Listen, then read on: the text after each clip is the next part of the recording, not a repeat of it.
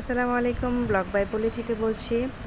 আজকে আপনাদের জন্য একটি নতুন ভিডিও নিয়ে এসেছি। নতুনও না, আসলে আমি একটা এক্সপেরিমেন্ট করব। আজকাল প্রায় ফেসবুকে বা ইউটিউবে সবাইকে বলতে শুনছি যে প্রচণ্ড তাপে নাকি ডিম ভাজা যায়, আবার অনেকে দেখছি যে মাছও ভাজছে। আসলে কথাটা সত্যি কিনা সেটাই আমি এখন দেখব।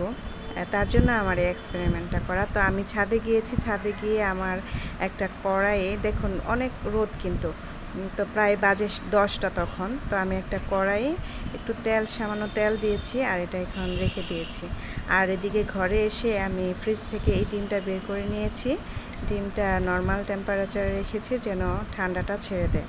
তো যাই হোক, আমি প্রায় 1 ঘন্টা পর আরও একটি কড়াই নিয়ে গিয়েছি। সেই কড়াইটিকেও আমি তার পাশে রেখে দিয়েছিলাম তেল সহকারে। তো দেখি যে কোনটাতে কি হয়। আমি দুইটাই রেখে দিয়েছি। প্রায় 2 ঘন্টা পর আমি আবার ছাদে গিয়েছি। দুইটা কড়াইয়ের তেলই প্রচণ্ড গরম হয়েছে, আর এদিকে আমার ডিমটাও নর্মাল টেম্পারেচারে হয়ে গিয়েছে। তো আমি এখন ডিমটা ভেঙেছি আর এইভাবে খুব ভালোভাবে ফেটে নিচ্ছি।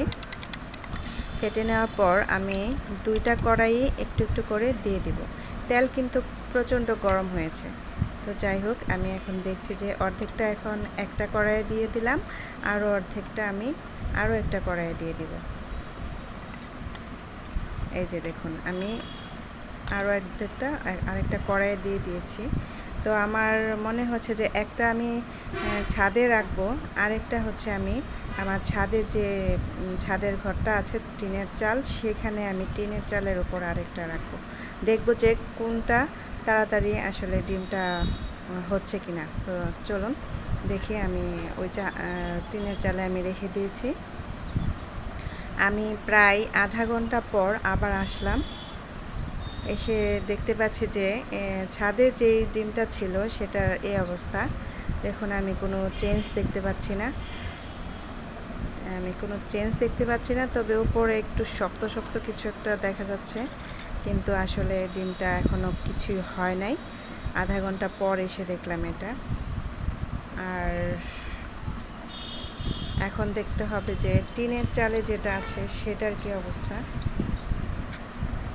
তো চলুন দেখি টিনের চালের উপরেরটা কেমন হয়েছে। সে একই রকম, একটু সামান্য চামড়ে চামড়ে দেখা যাচ্ছে, কিন্তু কোনো নড়চড় নেই, ডিম ভাজা হচ্ছে না। তো আমার মনে হয় না এই ডিমটা আর ভাজা হবে। আমি আবারও আসলাম 1 ঘন্টা পরে এই ডিমটা দেখার জন্য, কিন্তু তাও ঠিক সে একই রকম। তো যাই হোক, আমি এখন ডিমগুলোকে নিয়ে ঘরে চলে যাচ্ছি, কারণ আমার মনে হয় না যে আর ডিমটা ভাজা হবে।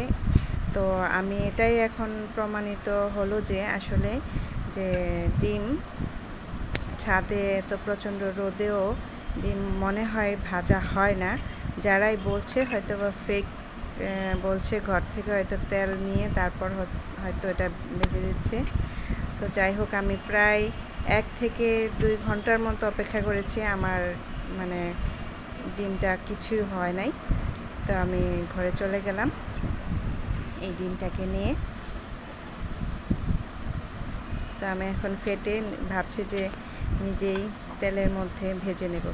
আসলে হয়তোবা এটার দুইটা কারণ হতে পারে।